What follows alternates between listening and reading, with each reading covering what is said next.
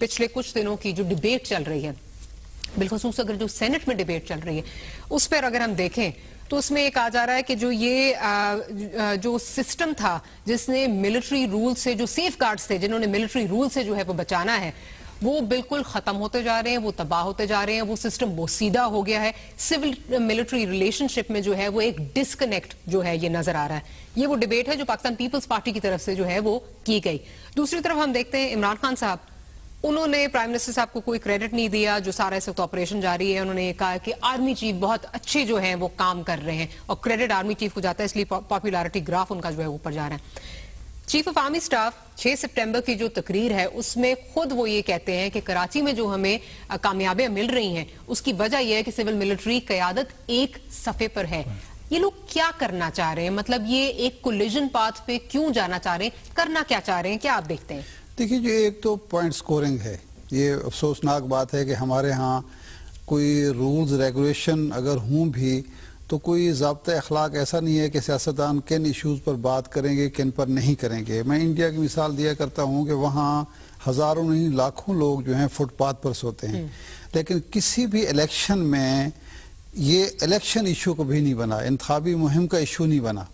इसलिए वो समझते हैं कि कोई भी हुकूमत आ जाए इतनी आसानी से ये अकामोडेट नहीं किया जा सकता, ये इशू जो है वो बहुत वक्त चाहिए इसको हल करने के लिए, इसलिए वो इंतखाबी मुहिम का इशू नहीं बनाते। हमारे यहाँ हर चीज़ इंतखाबी मुहिम का इशू है, फॉरेन रिलेशन का इशू हो, डिफेंस का इशू हो, लॉ एंड ऑर्डर का हो, हर चीज़ जो मुमकिन हो नामुमकिन हो वो सब कह दी जाती है। यही मामला इसमें भी है।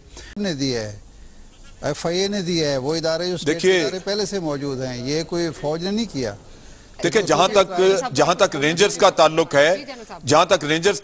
है, रेंजर्स सिर्फ करप्शन के उन लोगों को पकड़ रहे हैं जिनका लिंकेज आगे जाके किसी गिरोह से या कोई टेररिज्म के साथ है। लगारी साहब का यह कहना दुरुस्त नहीं है कि उनको कोई जिम्मेदारी करप्शन पकड़ने की दे दी गई है, लेकिन अगर वहां पे सिंध की गवर्नमेंट जिसकी जिम्मेदारी थी उन्होंने करप्शन नहीं पकड़ी बल्कि पालते रहे हैं, तो फिर क्या हम चुप बैठे रहें, आंखें बंद करके इस मुल्क को लुटता हुआ देखें?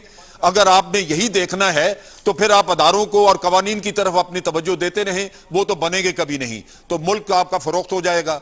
सो करप्शन को अगर आपने कंट्रोल करना है तो मैं तो समझता हूं कि इस मुल्क में कोई भी अगर उसके लिए कोई खिदमत करेगा तो वो इस मुल्क की बका के लिए होगी, बजाय इसके कि हम उसको क्वेश्चन करें। हम उनको लानत नहीं भेजते जो लोग इस मुल्क में करप्शन कर रहे हैं, हम उनके बयानात को सही या गलत की तौजीह में पड़ जाते हैं।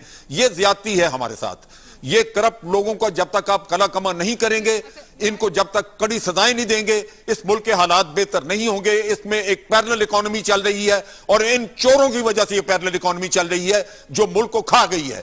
आप कर्जों पे पल रहे हैं सिर्फ इसी वजह से कि पैसा दुबई में जा रहा है, पैसा इंग्लैंड में जा रहा है।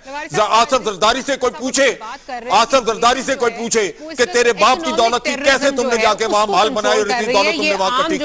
अगर वो साबित कर गए पाकिस्तान से कोई पैसा उसका जायज तरीके से गया है तो हम कबूल करेंगे। देखें, एक तो ये कि मैंने जनरल साहब की गुफ्तगू में मैंने इंटरफेयर नहीं किया।